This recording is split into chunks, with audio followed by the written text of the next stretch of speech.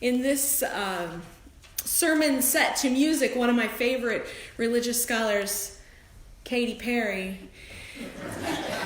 once said this: "Do you ever feel like a plastic bag drifting through the wind, wanting to start again?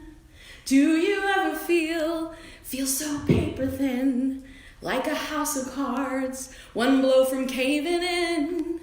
Do you ever feel already buried deep, 6 feet under, scream, but no one seems to hear a thing?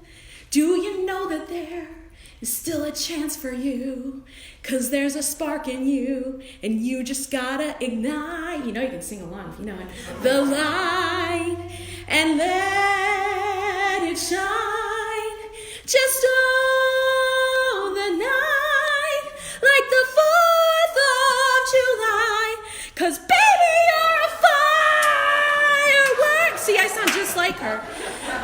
Babe, come on, show 'em what you're worth. Make 'em go as you shoot across the sky. Okay, that's enough of that. That is enough of that. Here's the thing about being the miracle of light.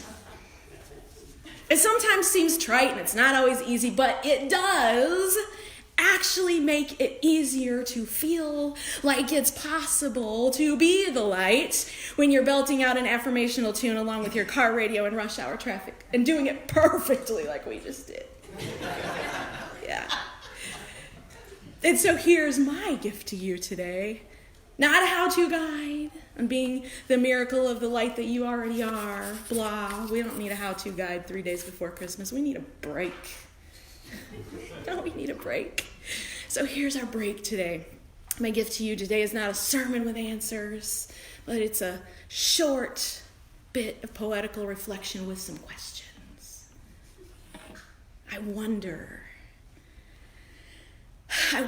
if the miracle of the light for the Jewish people is less about the 8 days worth of oil, but about the loving hands who tended to the needs of the terrified people huddled together trying to survive one more day of siege.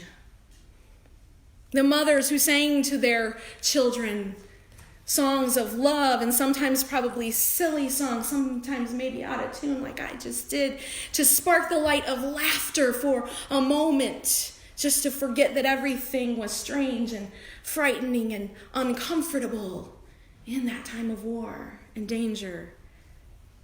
The elders who knew the stories of their people who had been hunted and targeted before, but had somehow survived and thrived thus far, and their illuminating faith that just like in the dark times before and in darker times that were yet to come, their story would not end there. I wonder if the miracle of light for people of the African diaspora is not really in the Kinara, but in the soul-deep knowledge that equating darkness with melanin-rich skin is a glaring fallacy, because nothing is so luminous and enlightened and bright as a people who shine on anyway through millennia of oppressors trying to install a dimmer switch and suppress their wattage and their freedom and their voices and their votes. I wonder if the miracle of the light for Christians isn't really in the Star of Bethlehem or the glowing halos around the Holy Family in lighted nativity scenes, but in the realization that with the platform of the dominant faith in our culture, the possibilities for lighting up the world are so vast and innumerable.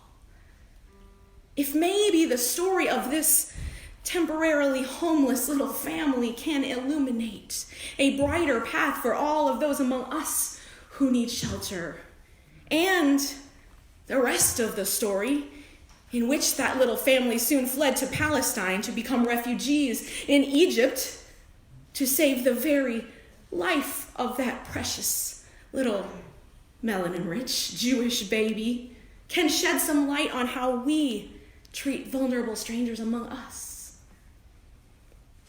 And I wonder if the miracle of light for pagans isn't about the Yule log or the lights on the tree, but in the brilliance of the way a faith based in the cycles of nature always bring us back around to the light, no matter how dark the season has been, this time around the sacred circle.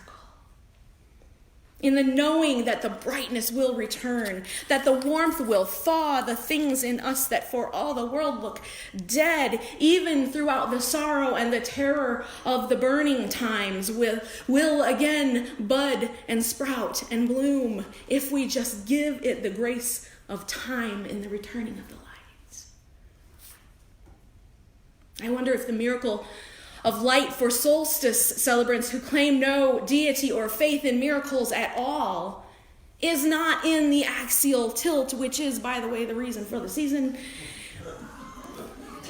but in the hope and the commitment to never, ever let the light of knowledge and learning and science be buried, no matter what truths are being erased from our government-approved websites, no matter what truth is being taken out of curriculums being taught to our children, the understanding that science has no political agenda, no agenda at all, but shining a light on the truth and the deep abiding hope that in the end, it is the truth that will prevail, no matter what.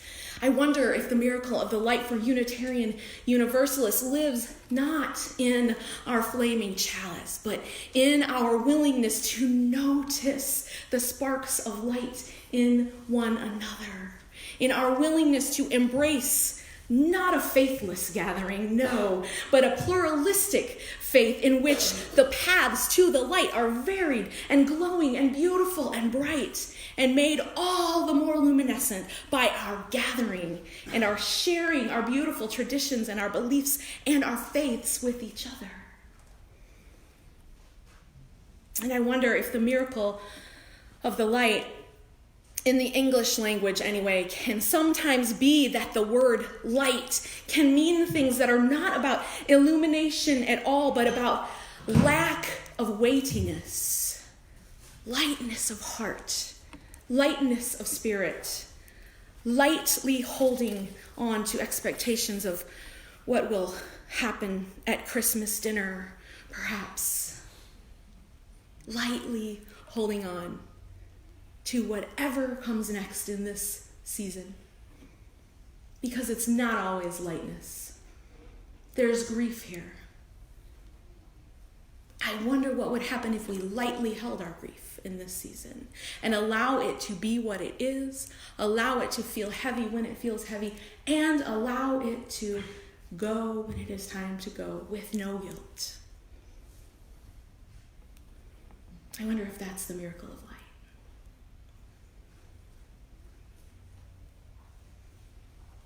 I wonder.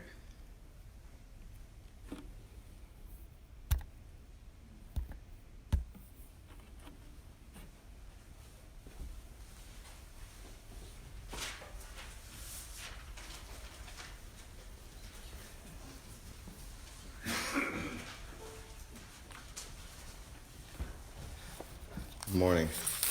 Larry, I think we may need to turn the volume down on this podium mic because I could blast. I made a phone call or I sent a text to a local percussionist asking if he could recommend someone to come today and play percussion with our service. And he recommended Ms. Poole, and I want to thank her for coming.